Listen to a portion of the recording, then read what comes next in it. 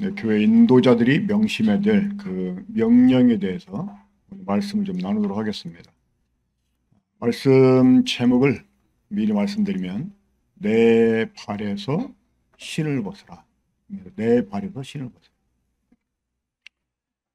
하나님께서 사용하시는 사람들에게 주시는 명령이 있습니다.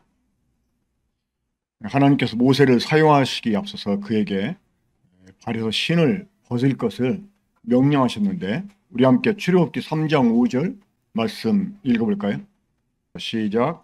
하나님이 이르시되 이리로 가까이 오지 말라. 내가 선 곳은 거룩한 땅이니 내 발에서 신을 벗으라.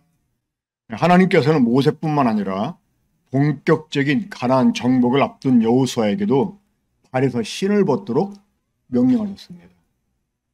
여호수아 5장 15절도 함께 읽겠습니다. 시작. 여호와의 군대대장이 여호수아에게 이르되 내 발에서 신을 벗으라. 내가 선 곳은 거룩하니라 하니 여호수아가 그대로 행하니라. 하나님께서 이 하나님의 일을 위해 사용하실 사람들에게 왜 신을 벗으라고 했을까요? 신발을 벗는다고 하는 것은 무엇을 의미하겠습니까? 이거는 모세와 여호수아뿐만 아니라 앞으로 교회에서 직분자로나 아니면 은사자로 쓰임을 받는 사람들, 이런 모든 사람들에게 동일하게 주어지는 명령이라는 사실을 우리가 유념해야 될 것입니다. 자, 이 신발을 벗는다고 하는 것은 무엇을 의미하겠습니까? 이 발에서 신을 벗어라 하는 말씀을 우리가 제대로 이해하려면 그 의미를 어디에서 유추해야 되겠습니까? 당연히 성경이죠. 그렇죠?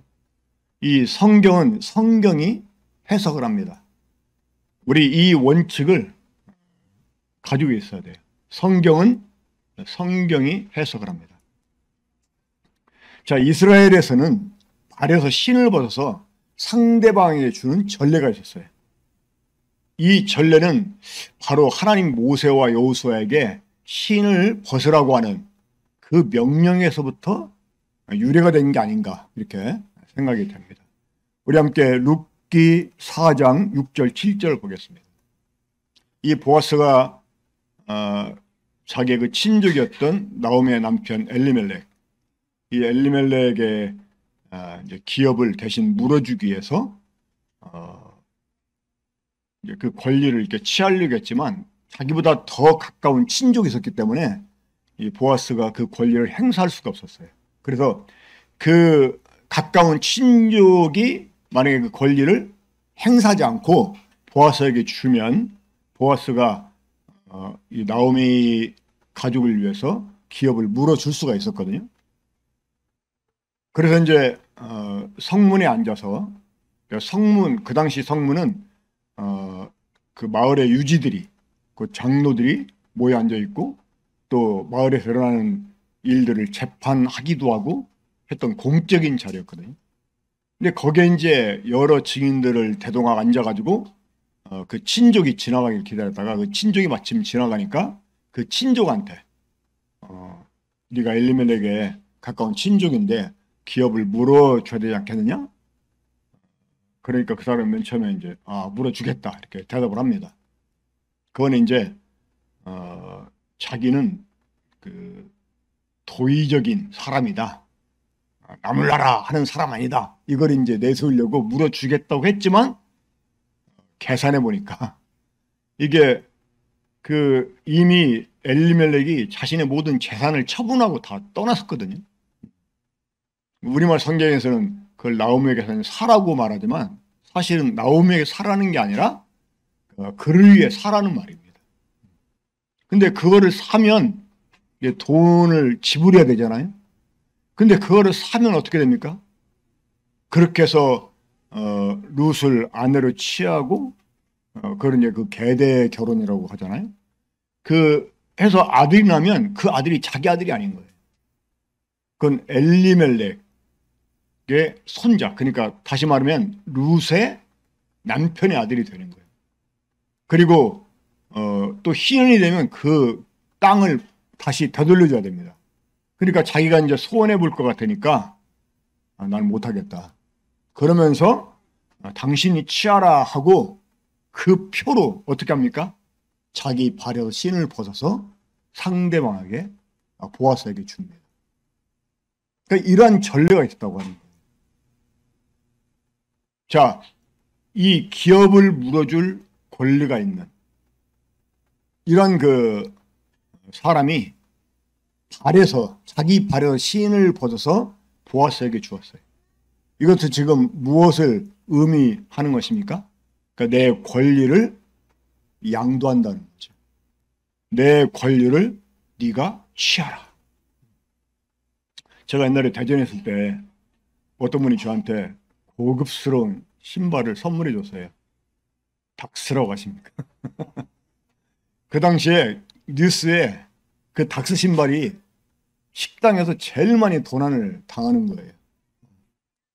근데 제가 그런 일을 당할 줄 알았겠습니까? 그것도 예배당에서. 누가 이제 선물해 줬는데 전도 집회였었어요. 그래서 이제 강사님하고 예배당에서 기다리고 있다가 이제 식사하러 이제 가기 전이었는데, 내가 올 때 그 사람 의심하면 안 되지만 그때 쌀 배달 온 사람이 있었어요. 그 사람 왔다고 하나 써줬어. 근데 이제 신발장이 이렇게 밖에 노출돼 있으니까. 근데 저녁 먹으러 가려고 하는데 신발이 없어요. 도난당한 거죠. 근데 이 신발을 벗어서 주는 것이 무엇을 의미하는 줄 아는 저는 무지무지하게 기분이 나빴습니다. 왜 그랬을까요? 그 신발을 도둑맞는 것은 내 권리를 도둑맞은 것 같은 기분이었기 때문에 그랬어요. 그러니까 신발이 아까운 게 아니고 누가 내 권리를 훔친 것 같은 이런. 그러니까 이 신발을 벗어서 상대에게 준다는 것은 내 권리를 그 사람에게 양도한다는 것입니다. 그럼 하나님께서 모세에게 또 여호수아에게, 자, 언제적 모세에게 하나님이 내 발에서 신을 벗으라 라고 말씀했습니까? 이제 하나님이 모세를 본격적으로 쓰시기 앞서서. 자, 모세는 40년 동안 이집트의 궁궐에서 자랐습니다. 그리고 이제 그 이집트에서 도망쳐가지고 광야에서 40년 동안 살게 됩니다. 그는 완전히 광야에서 잊혀진 존재가 됩니다. 그가 이집트에 있을 때는 어떤 마음을 가졌었어요?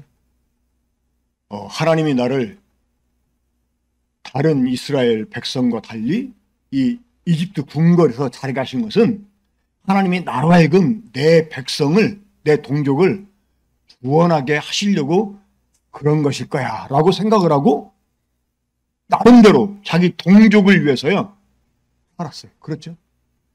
그러나 사람을 때려 죽인 살인자가 돼가지고 도망을 치게 됩니다. 이제 40년 동안 광야에서 평범한 목동으로 살게 됩니다.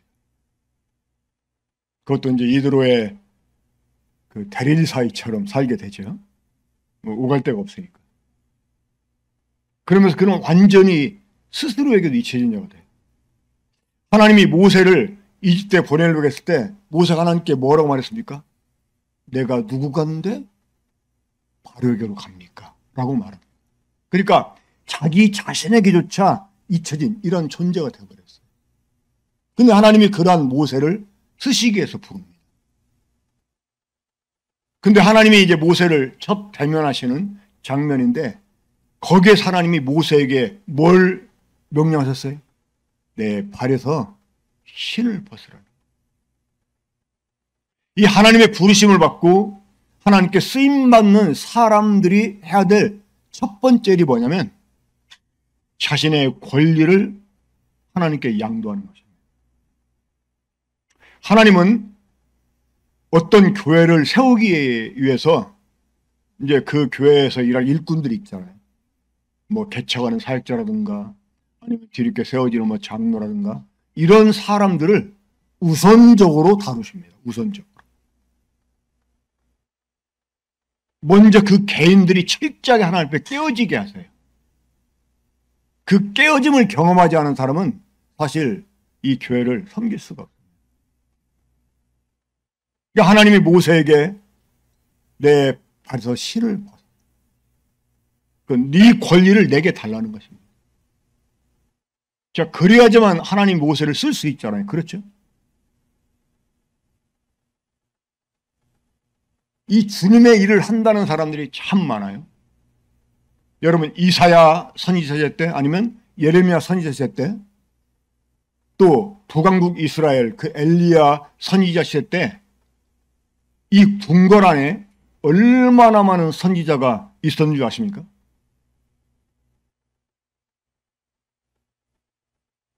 그 이사야서를 보면 이 선지자 예레미야서를 보면 이 선지자들이 거짓으로 예언하고 하는 말씀이 있는데 이 그 당시 선지자 수가 얼마나 많은지 몰라요. 이 예레미야 선지자 시대 때 어쩌면 그 성전 꼭대기에서 지나가는 사람한테 돌을 던지면 맞을 사람 중에 선지자가 일 가능성이 참 많았어. 이사야 시대도 마찬가지. 이사야 시대 때도. 이사야도 이 궁궐 선지자 중에 한 사람이었습니다. 그런데 하나님이 그 이사야 앞에서 탄식을 하세요. 뭘 탄식했어요? 우리가 누구를 보내며 누가 우리를 위하여 갈고 이렇게 탄식. 선지자가 없어서? 아닙니다. 그 당시 세고 센 게 선지자였어요. 널리고 널린 게 선지자였어요. 근데 중요한 건 무엇입니까? 하나님을 위한 선지자가 없다는 것이에요. 오늘날 사역한다는 사람이 많이 있지만 정말 하나님을 위해서 사역하는 사람인지, 여러분 교회 장로가 왜 되려고 하십니까? 하나님의 교회를 바로 세우기 위해서, 교회 성도들을 섬기기 위해서 여야 되거든요. 그런데 하나님을 위한 내가 아니라 하나님을 나를 위한 존재로 만들려고 하는 사람들이 참 많아요. 내 사역 때문에 하나님을 필요로 하는 사람들이 많다는 거예요.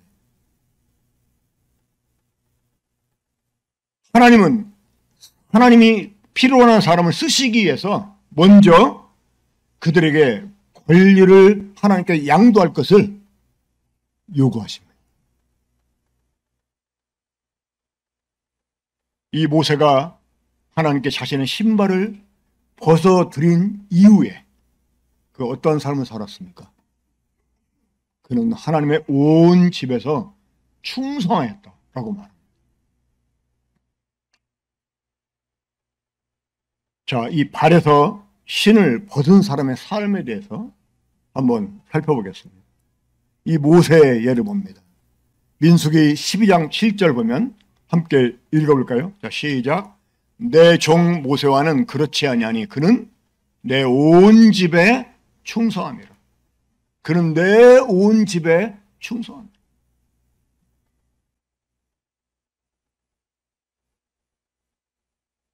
이 하나님께 자신의 모든 권리를 양도하고, 그리고 이제 하나님의 종으로서, 그 하나님의 종이라는 말이 사실 높이는 말이 아닙니다. 그렇죠? 종은 그냥 종일 뿐이죠. 그 하나님의 종으로서 모세는 충성을 다했어요. 그리고 그의 성품에도 변화가 있었어요. 자, 어떤 변화가 있었습니까? 그는 온유했어요. 자, 한번 민수기 12장 1절부터 3절까지 보겠습니다. 시작. 모세가 구수여자를 취하였더니 그 구수여자를 취하였으므로 미리암과 아론이 모세를 비방하니라. 그들이 이르되 여호와께서 모세와만 말씀하셨느냐? 우리와도 말씀하지 아니하시느냐 하매 여호와께서 이 말을 들으셨더라. 이 사람 모세는 온유함이 지면의 모든 사람보다 더하니라. 자, 본래 모세가 온유한 사람이었습니까? 아니었잖아요. 이집 사람이 이스라엘 사람 학대한다고 그래가지고 그 사람 때려 죽인 사람이에요. 아주 포악한 사람이에요. 정말 성질 급한 사람이에요. 자, 온유하다는 말 세 가지가 있어요. 영어로 보면 맨 처음에 마일드. 자, 마일드가 무엇입니까? 그냥 순한 거예요. 온순한 거. 보면 성격이 이렇게 순한 사람들이 있어요. 그죠? 그러니까 이 천성적으로 순한 사람들이 있어요. 이게 마일드입니다. 두 번째는 젠틀. 이 젠틀은 좀 인격적이고 신사적인 거죠. 그러니까 좀 이렇게 교육을 잘 받고 나름대로 자기 수양이 된 이런 사람들. 그래 누가 애지간히 건드려도 그 사람이 행한 대로 딱 반응하지 않고 이런 그 젠틀한 사람들이 있습니다. 자, 이 젠틀 말고 또 하나의 온유라는 말이 있어요. 영어로 meek라는 말이에요. meek. 이 meek라는 말은 히브리어 아나라는 말에 번역합니다. 이 아나라는 말은 어떤 의미냐면 주님께 의지하다라는 뜻이에요. 그러니까 온유라는 말인데 그 온유가 어떠한 온유냐? 주님께 의지하는 거예요. 그러니까 원수 갚는 것을 자기가 갚는 게 아니고 그걸 하나님께 맡기는 거예요. 이 모세가 온유했다고 할 때 그 온유는 바로 이 미크입니다. 하나님을 의지했다는 거예요. 그러니까 자신의 모든 권리를 갖고 계시는 하나님을 의지했다는 거예요. 지금 미리암과 아론이 비방을 했어요. 물론 모세가 비방받을 만한 일이 있었죠. 하지만 이 미리암과 아론이 모세를 비방할 입장은 아니었습니다. 그런데도 비방했어요. 근데 모세는 그 비방에 맞서지 않았습니다. 자신에게 약점이 있었지만 그 약점을 상쇄하고 남용하는 권위가 모세에게 있었잖아요. 그렇잖아요. 그런데 모세는 그 자신에게 준 권리를 쓰지 않았습니다. 왜? 이미 자신의 권리를 하나님께 양도한 사람이었기 때문에 그 대항하는 것조차 하나님께 맡겼다는 거예요. 이게 발에서 신발을 벗은 사람의 모습입니다. 그리고 그는 용서했습니다. 이 미리암이 하나님의 징계를 받고 문둥병에 걸리게 됩니다. 그때 이제 급하게 이 모세와 미리암이 이제 모세에게 자극을 하죠. 그때 이 모세가 자신의 누이 미리암을 고쳐 주실 것을 위해서 기도를 합니다. 그러니까 용서의 사람이 된 것입니다. 자, 여호수아를 보겠습니다. 이 여호수아는 이제 요단강을 건너서 여리고성을 함락을 시켜야 되는데 그 요단강을 건너는 그 어마어마한 일을 하고 그리고 이제 할례 받지 못한 사람들 그 길갈에서 할례를 행하고 이제 본격적으로 이 가나안 정복을 위한 전쟁을 시작을 해야 되는데 그때 하나님이 여호수아에게 발에 신발을 벗도록 명령하십니다. 자, 이 신발을 벗어 드리고 나서 그때부터 여호수아는 하나님과 함께 이 가나안 정복 전쟁에서 승승장구를 하게 됩니다. 여호수아 12장 7절부터 24절까지 보면 무려 30명의 왕을 진멸시킵니다. 자, 우리 한번 7절부터 8절 두 절 말씀만 보죠. 자, 시작. 여호수아와 이스라엘 자손이 요단 이편 그 서쪽 레바논 골짜기에 갈가서부터 세일로 올라가는 곳 한락산까지 쳐서 멸한 그 땅의 왕들은 이러하니라. 그 땅을 여호수아가 이스라엘의 지파들에게 구분에 따라 소유로 주었으니 그 산지와 평지와 아라바와 경사지와 광야와 네겝 곧 헷 족속과 아모리 족속과 가나안 족속과 브리스 족속과 히위 족속과 여부스 족속의 땅이라. 그가 자신의 발에서 신발을 벗어 들임으로 인해서 얻게 된 승승장구는 이 자신 여호수아의 힘이 아니라 바로 그의 권리를 가지신 하나님의 힘이었다라는 것이 이제 이렇게 하나님의 힘이었다는 것을 드러내 주고 있습니다. 그리고 여호수아는 평생에 이 하나님만 섬겼습니다. 우리 여호수아 24장 15절 함께 읽겠습니다. 시작. 만일 여호와를 섬기는 것이 너에게 좋지 않게 보이거든 너희 조상들은 강 저편에 섬기던 신들이든지 또는 너희가 거주하는 땅에 있는 아모리 족속의 신들이든지 너희가 섬길 자로 오늘 택하라. 오직 나와 내 집은 여호와를 섬기노라 하니. 이 당시에 거의 모든 민족의 사람들이 이 다신론, 그러니까 수많은 많은 신들을 섬기고 있었어요. 물론 민족마다 고유의 신들이 있기도 했지만 거기에 또 덧붙여서 많은 신들을 섬겼었어요. 우리 조상 보면 섬겼던 신들이 참 많잖아요. 그렇죠? 무슨 조왕신이니 뭔 신이냐 막 집안 곳곳에 여러 신들이 막 있어요.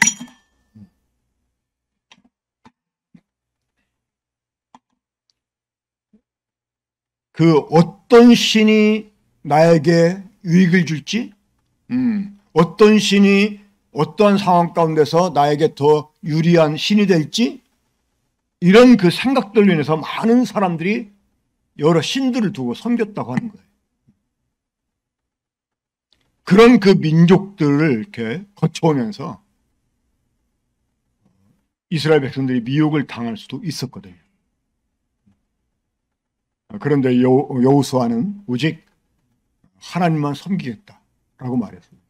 자, 이 여호수아의 고백이 지금 우리가 볼 때는요, 단순한 것처럼 들릴 수가 있어요. 단순한 것처럼. 하지만 여러분 생각해 보세요. 이 당시 이스라엘의 처지가 어땠었습니까? 이집트에서 430년 동안 노예처럼 살다가 겨우 나왔잖아요. 그렇죠? 광야를 지나오면서 그들이 군대를 가졌어요? 아니잖아요. 그들에게 무기가 있었을까요? 아니었어요. 한마디로 오합지졸이라고까지 말할 수도 없죠. 왜? 그들은 군대의 어떤 면모도 갖추지 않았으니까.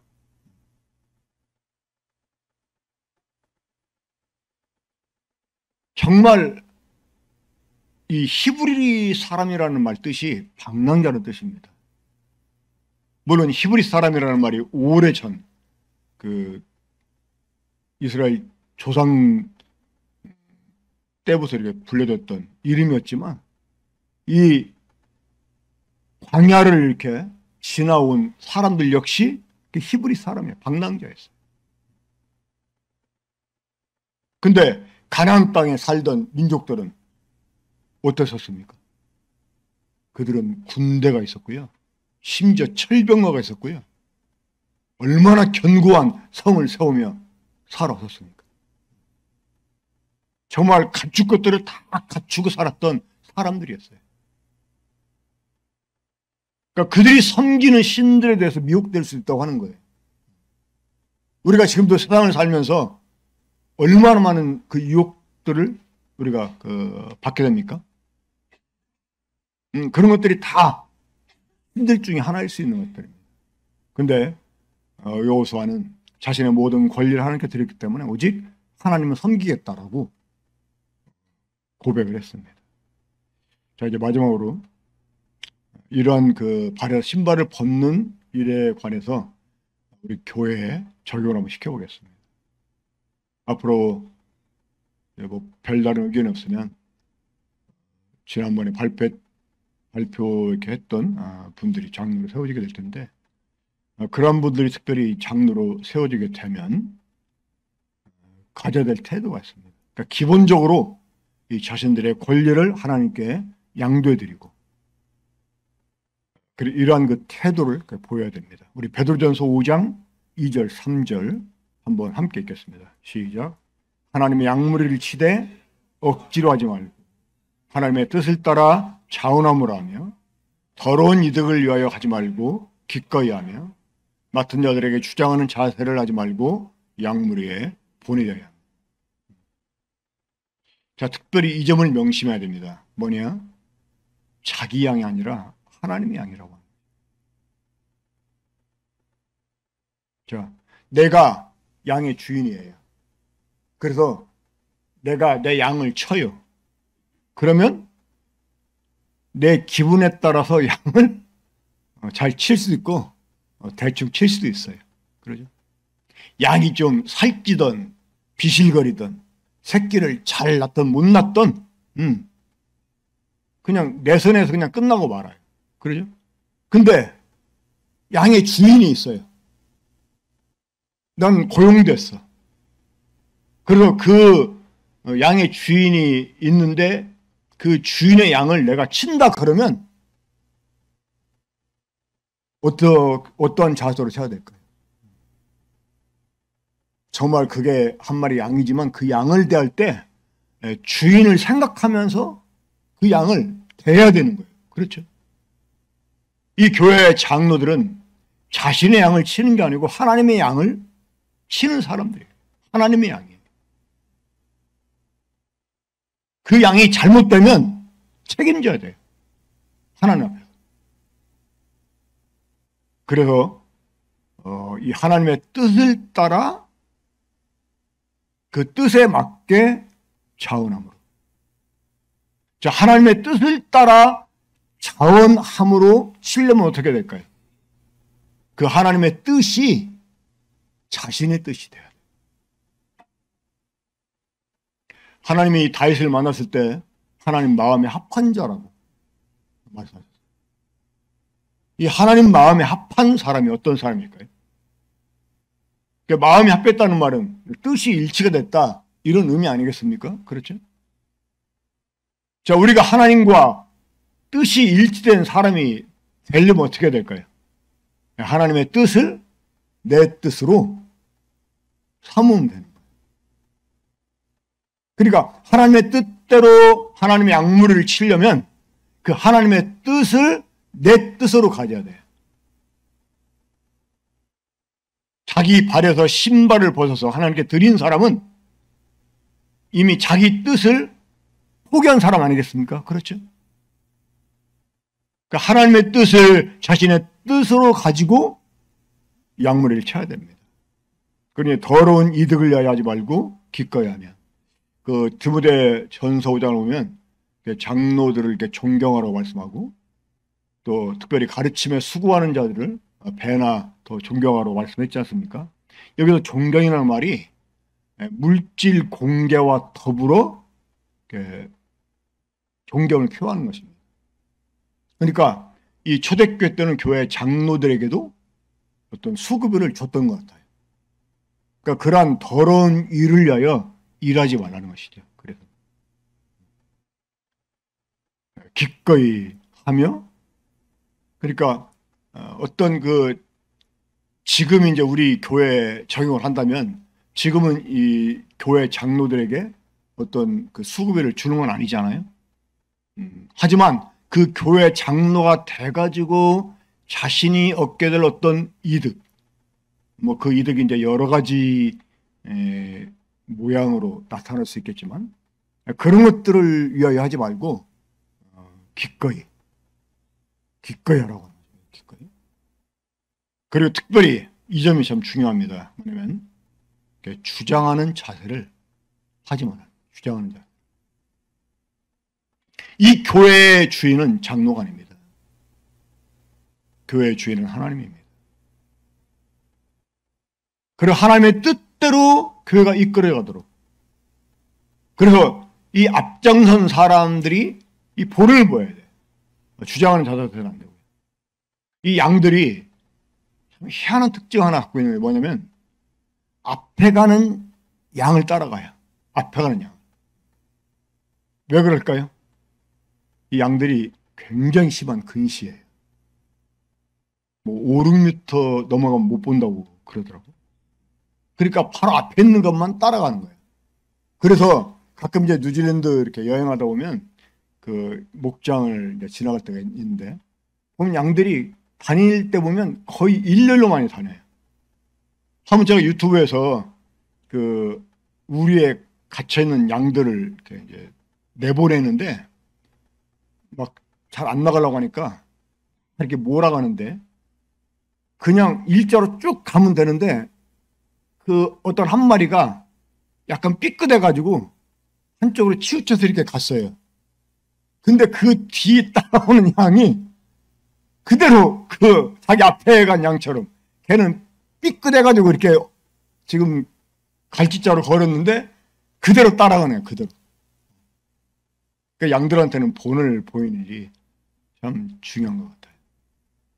그걸 이 장로들이 주장하는 자세로 하는 것이 아니라 명령적으로 하는 것이 아니라 그 본이 되어야 된다. 왜? 자신도 결국 하나님의 양의 하나이니까. 이렇게 하기 위해서는 자신의 권리를 먼저 하나님께 양도하는 일이 필요합니다. 우리 교회 장로로 세워질 분들, 또 장로만 아니라 은사를 따라 사역을 하면서 리더로서 역할을 할 이런 분들은 철저하게 먼저 자신의 권리를 하나님께 드리는 일이 필요합니다. 자, 마지막으로 교회 인도자들의 마음가짐에 대해서 좀 말씀드리겠습니다. 자신을 다른 성도보다 더 작은 자로 여기는 마음이 필요합니다. 에베소 3장 8절 이렇게 보면 내가 이 말씀 보면서 나는 사도 바울보다 큰 사람이구나 라고 생각을 했습니다. 왜? 사도 바울이 뭐라고 표현했어요? 함께 읽읍시다. 시작. 모든 성도 중에 지극히 작은 자보다 더 작은 나에게, 그러니까 지극히 작은 자보다 더 작은 나라고 사도 바울이 고백을 해요. 사도 바울이 지금 저한테 그렇게 말씀하는 거예요. 난 너보다 더 작아. 그러니까 하나님이요, 일을 시킬 때 가장 작은 자에게 일을 시킨다는 거예요. 가장 작은 자에게. 여러분, 심부름 시킬 때 보통 누구한테 심부름을 시키게 되나요? 저 자녀가 여러 명 있어요.